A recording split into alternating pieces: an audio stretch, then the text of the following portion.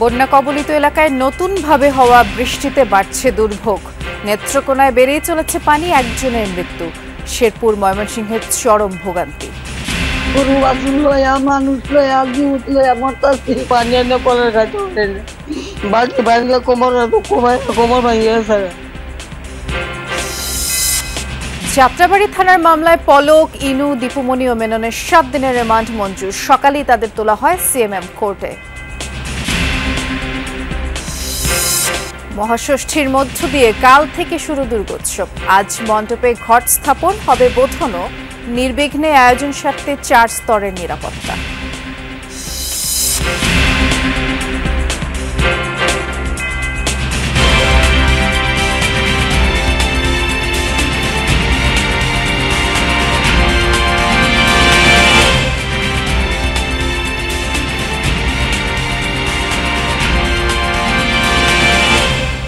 শুভেচ্ছা, যমুনা নিউজে আমন্ত্রণ জানাচ্ছি। নুসরাত বৃষ্টির সাথে আছি। শিরোনামগুলো শুনছিলেন। নতুন করে বৃষ্টি হচ্ছে বন্যা কবলিত 3 জেলায়। এতে করে আবারও পানি বৃদ্ধির শঙ্কা দেখা দিয়েছে। নেত্রকোনার ঢলের কারণে পানি এখনও বাড়ছে। ময়মনসিংহ ও শেরপুরে দুর্ভোগ কমছে না বাসিন্দাদের। আজ সকাল থেকেই মুষলধারে বৃষ্টিতে নেত্রকোনায় বন্যা পরিস্থিতির আরও অবনতি হয়েছে। পানিতে ডুবে দুর্গাপুরে একজন মারা গেছেন। সোমেশ্বরী আর কংস নদে পানি বাড়ছে। উবদাখালী নদীর পানি বিপদসীমার উপরে বইছে। নতুন নতুন এলাকা প্লাবিত হচ্ছে। 5 উপজেলার 1.5 শতাধিক গ্রাম জলমগ্ন, লক্ষাধিক মানুষ পানিবন্দী হয়ে আছে। ডুবেছে ফসলের মাঠ, ভেসে গেছে পুকুরের মাছ। দুর্গতরা আশ্রয়ের খোঁজে ছুটছেন। পানি লাগে না, যাইতে পারি না, একটু পানি এনে কলের খাইতে পারি না। বাকি ভাঙলে কোমর ভাঙিয়ে গেছে। গরু বাছুর লয়া মানুষ লয়া জিউত লয়া মরতাছি। বাড়ি করে পানি, আমাদের বাড়ি করে থাকার মতন জায়গা নাই। ছিল এখানে আমরা গরু বাছুর নিয়ে সবাই খাওয়া নাই, যে রান্দা খাওয়াই একবার রানলে আর একবার রান্দা নাই। এই চিরামুড়ি ইতে কায়া হুলুরি লইয়া। শেরপুরে এখন পর্যন্ত ঢলের পানিতে ডুবে 9 জনের মৃত্যুর খবর পাওয়া গেছে এবং ঢলের পানি কমতে শুরু করে বন্যা পরিস্থিতির কিছুটা উন্নতি হয়েছে। তবে দুর্ভোগে এখনও রয়েছেন সেখানকার বাসিন্দারা। উজানের পানি বিভিন্ন নদ নদী হয়ে ভাটির দিকে বইছে। জলমগ্ন 5 উপজেলার 1.5 লাখের বেশি মানুষ। বাড়িঘর ছেড়ে আশ্রয় কেন্দ্রে ঠাঁই নিয়েছেন অনেকেই, কিন্তু খাবার ও বিশুদ্ধ পানির চরম সংকট। ডুবে গেছে 52,000 হেক্টর জমির আমন ধান। ময়মনসিংহের হালুয়াঘাট ও ধোবাউড়া উপজেলায় পাহাড়ি ঢল কমায় পানি নেমে গেছে বেশ কিছু এলাকায়। তবে নিম্নাঞ্চলের বেশ কিছু এলাকা এখনও জলমগ্ন। পানি ঢুকে পড়েছে সরকারি প্রতিষ্ঠান, হাসপাতালেও। অনেকেই আশ্রয় নিয়েছেন বিভিন্ন শিক্ষা প্রতিষ্ঠানের ভবনে। দেখা দিয়েছে সুপেয় পানি ও শুকনো খাবারের সংকট, আর সে অনুযায়ী ত্রাণ সহায়তাও নেই। আমরা এ পর্যায়ে নেত্রকোনায় যাচ্ছি। আমাদের সহকর্মী কামাল হোসেন সেখানকার খোঁজ খবর রাখছেন। কামাল, নতুনভাবে কোন কোন এলাকা প্লাবিত হয়েছে সেটি একটু জানাবেন। যারা দুর্গতরা আছেন তাদের ভোগান্তির চিত্র দেখতে চাচ্ছি, কারণ ত্রাণ সহায়তা যেটি পাবার কথা সেটি তো এখনো পৌঁছাচ্ছে না সেখানে।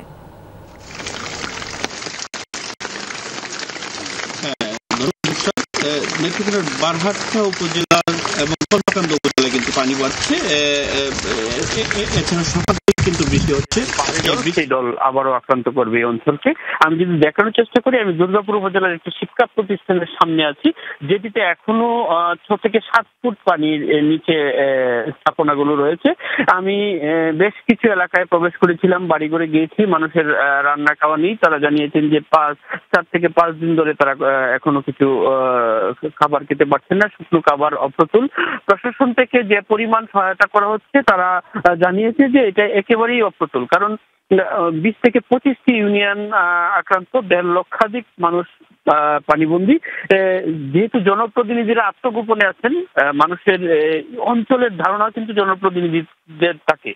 যেহেতু নির্বাচিত জনপ্রতিনিধিরা আত্মগোপনে, স্থানীয় প্রশাসনের একটি বিষয় আপনারা নিশ্চয়ই জানেন যে প্রশাসন থেকে কিন্তু বদলিজনিত কারণে, প্রেক্ষাপট পরিবর্তনের কারণে নতুন নতুন কর্মকর্তা এলাকায় এসেছেন। ফলে এলাকার সম্পর্কে তাদের ধারণা নেই, আর জনপ্রতিনিধিরাও নেই। এসব কারণে কিন্তু মানুষজন চরম কষ্টে দিনাতিপাত করছেন। তাদের গবাদি পশু এবং শিশু সন্তান সহ যারা আছেন বাড়িঘরে খুব দুর্বিষহ জীবনযাপন করছেন, পানিবন্দী হয়ে আছেন, তাদের এখনো মানবেতর জীবনযাপন করছেন। প্রশাসন এবং সেনাবাহিনীর পক্ষ থেকে ত্রাণ বিতরণ করা হচ্ছে বিভিন্ন এলাকায়।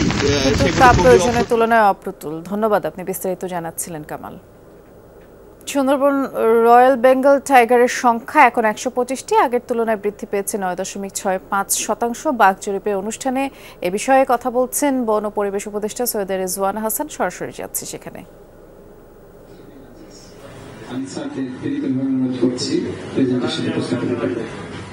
আসসালামু আলাইকুম স্যার, সবাইকে শুভেচ্ছা।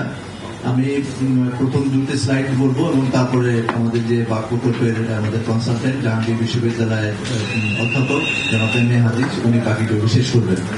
আমরা এইভাবে বলছি যে সুন্দরবনের বাঘ, আপনারা জানেন যে সারা পৃথিবীতে একটা বাঘের থ্রেট অনেক বেশি।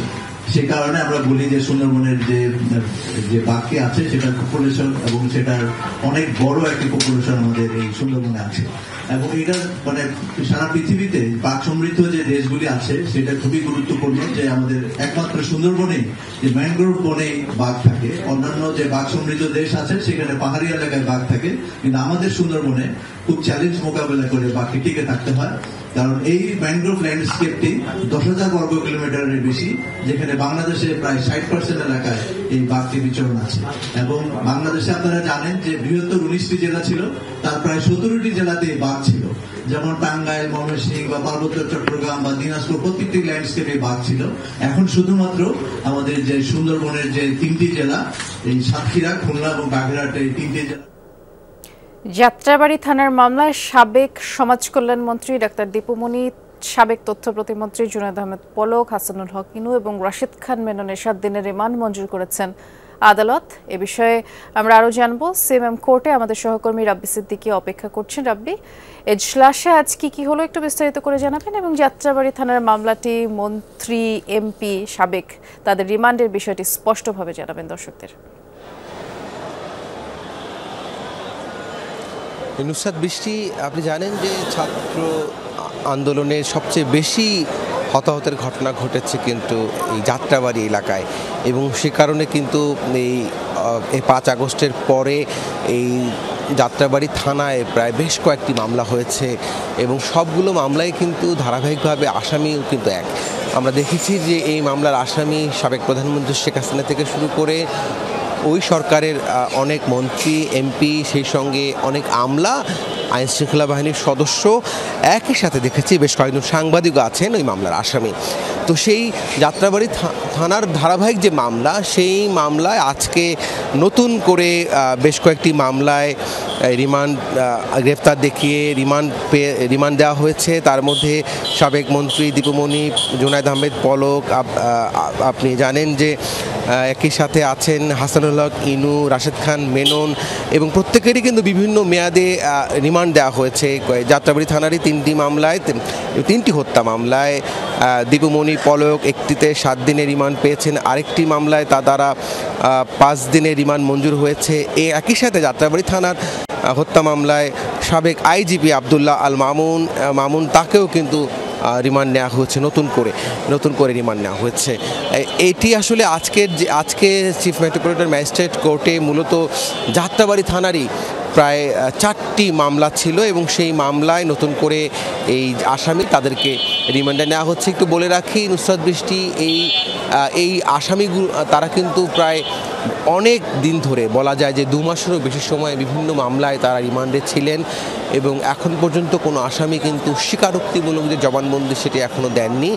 তো তাদের সম্পৃক্ততা, তারা কিভাবে হত্যার হুকুমদাতা বা নির্দেশদাতা, সেই বিষয়গুলো তদন্ত চলছে, এবং তদন্তকারী কর্মকর্তা তারা কিন্তু আশা করছেন খুব শীঘ্রই এই হত্যার ঘটনায়, মামলার ঘটনায় স্বীকারোক্তিমূলক জবানবন্দি দিবেন। ধন্যবাদ, বিস্তারিত করে জানাচ্ছিলেন আপনি।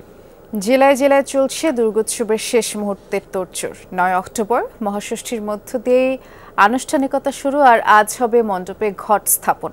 ভক্তরা চান শান্তিপূর্ণ আয়োজন, নির্বিঘ্নে পূজা সম্পন্ন করতে তৎপর প্রশাসনও। মহাষষ্ঠীর আগ মুহূর্তে প্রতিমা শিল্পীদের ব্যস্ততা শেষ নেই ভোলার পাড়া মহল্লায়। তোরণ নির্মাণ ও আলোকসজ্জা প্রায় শেষ, কোথাও কোথাও চলছে রঙের প্রলেপ। প্রাণ প্রতিষ্ঠার আগে কারিগরদের হাতে বিমূর্ত হয়ে উঠছেন দেবী দুর্গা। সনাতন ধর্মাবলম্বীদের মাঝে বিরাজ করছে উৎসবের আমেজ। রঙের কাজ চলতেছে, খুব দিনরাত পরিশ্রম করতে হচ্ছে, বিভিন্ন জেলায় আমরা কাজ করছি। আমরা আগেও যেভাবে স্বাধীনভাবে পূজা দেখতে পারছি, মন্দিরে ঘুরতে পারছি, এখনো সেইভাবেই আমরা এবারও পারবো। আমাদের এখানে কোনো সমস্যা হইতেছে না, আমরা ভালোই আছি। জেলার 7 উপজেলার 106টি মণ্ডপে এবার দুর্গাপূজা অনুষ্ঠিত হবে। নির্বিঘ্নে পূজা উদযাপনের মণ্ডপগুলোয় বাড়ানো হয়েছে নজরদারি। সর্বোপরি আমরা চাচ্ছি যেন নিরাপত্তা থাকবেই, নিরাপত্তা তো আমরা রাখবো এবং সবাই মিলে আমরা যেন একটা চমৎকার পরিবেশে যে পূজাটা উদযাপন করতে পারি, সেই সার্বিক ব্যবস্থা আমাদের থাকবে। ঝালকাঠির 117টি মণ্ডপেও আয়োজনের কমতি নেই। মণ্ডপগুলোয় এখনো চলছে রঙের কাজ। শেষ সময় প্রতিমার অঙ্গসজ্জার কাজে ব্যস্ত কারিগররা। প্রতি বছরের না এবছর আমাদের দুর্গাপূজা সুন্দরভাবে অনুষ্ঠিত হতে যাচ্ছে। সবাই এলাকা হিন্দু মুসলমান আমরা সবাই মিশে মিলেই একসাথে সবাই কাজ করি। আমি 12 খান প্রতিমা তৈরি করছি, এখন পর্যন্ত আমার 10 খান কমপ্লিট হয়ে গেছে, আর 2 খান রং চং বাকি আছে। প্রতিটি মণ্ডপে উৎসবের আমেজ বিরাজ করছে। আমরা দেখতে পাচ্ছি প্রায় সবগুলো পূজা মণ্ডপে রং তুলির আঁচড় লাগানো হয়েছে। দুর্গোৎসব ঘিরে প্রতিটি মণ্ডপে 4 স্তরের নিরাপত্তা নেওয়া হয়েছে বলে জানান প্রশাসনের কর্মকর্তারা। যত রকম নিরাপত্তা ব্যবস্থা নেওয়ার প্রয়োজন আছে সেটা আমরা করেছি। তার পাশাপাশি আমরা পূজা মণ্ডপগুলোকে অনুরোধ করেছি তার নিজস্ব ভলান্টিয়ার বাহিনী নিয়োগ করার জন্য, এবং আমরা সার্বক্ষণিক মনিটর করব। উপজেলা পর্যায়ের অফিসাররা প্রতি ইউনিয়নে ভিজিলেন্স টিম গঠন করেছে এবং উপজেলা সদর থেকেও একটি স্পেশাল ভিজিলেন্স টিম থাকবে। 9 অক্টোবর মহাষষ্ঠীর মধ্য দিয়ে আনুষ্ঠানিকভাবে শুরু হবে শারদীয় দুর্গোৎসব। জারিন অর্নি, যমুনা নিউজ। কুমিল্লা সীমান্তে ভারতীয় সীমান্তরক্ষী বাহিনী বিএসএফের গুলিতে এক বাংলাদেশি নিহত হয়েছেন। সোমবার সন্ধ্যায় যশপুর বিওপির কাছে হত্যা করা হয় কামাল হোসেনকে। নিহত কামাল কুড়িয়াপাড়া গ্রামের বাসিন্দা। 10 বিজিবির অধিনায়ক লেফটেন্যান্ট কর্নেল ইফতেখার হোসেন জানিয়েছেন, সন্ধ্যায় পাহাড়পুর সীমান্তে গিয়েছিলেন কামাল। এ সময় বিএসএফের গুলিতে তিনি ঘটনাস্থলে নিহত হন। পরে বিএসএফ সদস্যরা তার মরদেহ নিয়ে যায়। আজ দুপুরে পতাকা বৈঠকের পর মরদেহ হস্তান্তর করার কথা রয়েছে।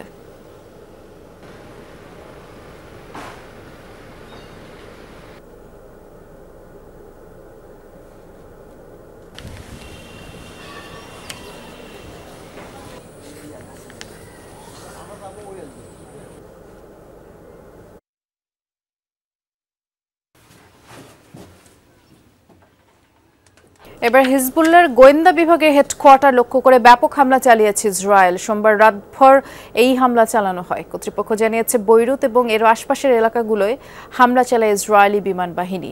এই অভিযানের অন্যতম লক্ষ্য ছিল হিজবুল্লাহর গোয়েন্দা সদর দফতর। এ নিয়ে দ্বিতীয় দফায় হামলা হলো লেবাননের সশস্ত্র গোষ্ঠীটির গোয়েন্দা দফতরে। এর পাশাপাশি হামলা চালায় বিভিন্ন আবাসিক স্থাপনা লক্ষ্য করে। এতে করে বহু মানুষ হতাহত হয়েছেন। লেবাননের স্বাস্থ্য মন্ত্রণালয় জানিয়েছে, ইসরায়েলি হামলায় সোমবার পর্যন্ত নিহতের সংখ্যা 2000 ছাড়িয়েছে। যদিও হিজবুল্লাহর দাবি এই সংখ্যা আরও বেশি। বর্বরতম আগ্রাসনের বছর পার হওয়ার দিনেও গাজায় ভয়াবহ হামলা চালিয়েছে ইসরায়েল। কমপক্ষে 77 জনের মৃত্যু হয়েছে। সোমবার হামলার মূল টার্গেট ছিল মধ্য গাজা। ব্যাপক বোমাবর্ষণ করা হয় বুরেজি শরণার্থী শিবির এবং সেখানে 21টি মরদেহ উদ্ধার করা হয়েছে। বহু মানুষ আহত হয়েছে, একাধিক ভবন বিধ্বস্ত। ধ্বংসস্তূপের নিচে অনেকেই চাপা পড়ে আছেন। হতাহতদের বেশিরভাগকেই আল আকসা হাসপাতালে নেওয়া হচ্ছে, যার মধ্যে শিশুও রয়েছে। তেল আবিবের দাবি, টানেল সহ হামাসের সামরিক ঘাঁটি টার্গেট ছিল।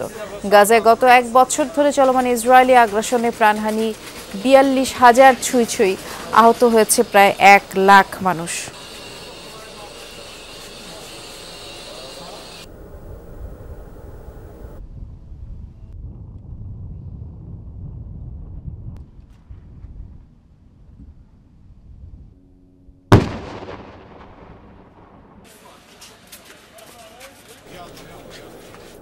আমরা এ পর্যায়ে রাজধানী ঢাকেশ্বরী মন্দিরে যাচ্ছি। সেখানে যে শারদীয় দুর্গাপূজা শুরু হবে, নিরাপত্তার যে বিষয়টি সেটি দেখভালের পরে এই মুহূর্তে মাহফুজ আলম কথা বলছেন।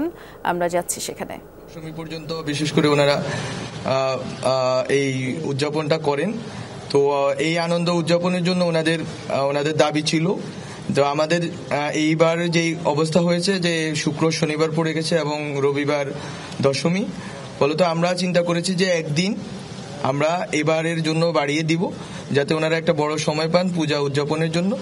তো এইবার হচ্ছে বৃহস্পতিবারে সরকার আজকের ভেতরেই একটি প্রজ্ঞাপন হয়তো জারি করবেন। এর ভিতর দিয়ে আমরা দেখব যে পূজার ছুটি একদিন বাড়ানো হয়েছে এবং এর মাধ্যমে মূলত একটা মেসেজ দেওয়া এই দুটি উদ্যোগ গ্রহণের মাধ্যমে যে গ্রামে বা শহরে যেখানেই হোক না কেন যারা বিভিন্ন দেশি বিদেশি চক্রান্তের অংশ হিসেবে আপনারা বাংলাদেশের সাম্প্রদায়িক পরিস্থিতিকে আপনারা বিশৃঙ্খল করে তুলতে চাচ্ছেন এবং বাংলাদেশের যেই গণ অভ্যুত্থানের পরবর্তীতে যে সরকার আছে, সরকারকে যারা অস্থিতিশীল করার জন্য চেষ্টা করছেন, দেশকে অস্থিতিশীল করার জন্য চেষ্টা করছেন, তাদেরকে জেনে রাখা দরকার যে সরকার খুব নিবিড়ভাবে এই দেশের সকল জনগোষ্ঠীর সাথে আছে, বিশেষ করে সংখ্যালঘু সম্প্রদায়গুলো, শুধুমাত্র হিন্দু সম্প্রদায় না বরং বৌদ্ধ এবং অন্যান্য যারা সম্প্রদায় আছেন তাদের সবার সাথে নিয়মিত সংলাপের আয়োজন হচ্ছে, নিয়মিত বোঝাপড়া হচ্ছে এবং সরকার তাদের ন্যায্য দাবিগুলো মেনে নেওয়ার ক্ষেত্রে যথেষ্ট ওপেন আছে এখনো। এবং আমরা মনে করি রাজপথের আন্দোলন বিভিন্ন ইস্যু নিয়ে হতেই পারে, কিন্তু আমরা চাই যে আন্দোলনে এখানে যারা সংখ্যালঘু সম্প্রদায় থেকে আন্দোলন করেছেন তাদেরকে আমরা অনুরোধ করব, সরকার ধীরে ধীরে পদক্ষেপ নিচ্ছে। আপনারা এটাও জেনে রাখেন যে দুর্গাপূজাটা শেষ হলেই আমরা আইন শৃঙ্খলা বাহিনীর সামর্থ্য এবং শক্তি সম্বন্ধে আপনারা এখনো জানেন, আমরা মাত্র গুছিয়ে নিচ্ছি রাষ্ট্রকে। তো এই সময়টাতে আমরা মনে করি খুব দ্রুতই যারা ক্ষতিগ্রস্ত হয়েছে সেই সকল ফ্যামিলিগুলো জাস্ট পুনর্বাসনের জন্যই আমরা টাকা সরকার থেকে দেওয়া হচ্ছে এরকম না, বরং যারা ক্ষতিগ্রস্ত হয়েছে এবং উদ্দেশ্যমূলকভাবে অথবা ইনডিসক্রিমিনেটলি হামলার শিকার হয়েছে তাদের মামলা, তাদের জন্য তারা যাতে ন্যায় বিচার পান সেই ক্ষেত্রেও সরকার আইনগত সহায়তার ব্যবস্থা করবে খুব শীঘ্রই সেটা।